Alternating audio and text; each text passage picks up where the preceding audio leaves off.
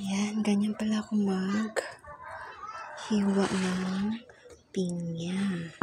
Di na kailangan tanggalin yung mga mata kasi pag tinanggal natin yung mga mata, ay wala nang matitira. Yan. Ganyan ang paghiwa ng pinya, guys. Easy lang. At nilagyan ko pala yan siya ng kunting asin.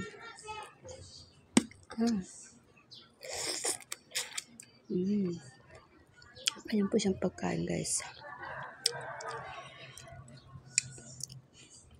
Ganyan po. Ganyan ang pagkain niya. Di siya kakainin lahat yung balat. Yan.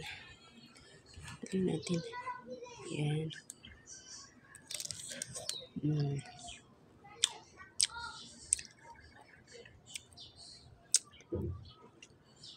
Yan. So, lagay natin sa freezer.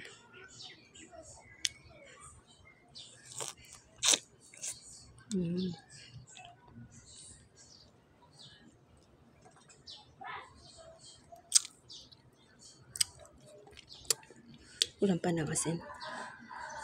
Sarap.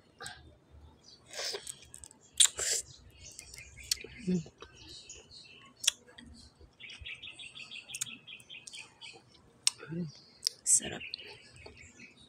Kanya lang po, guys.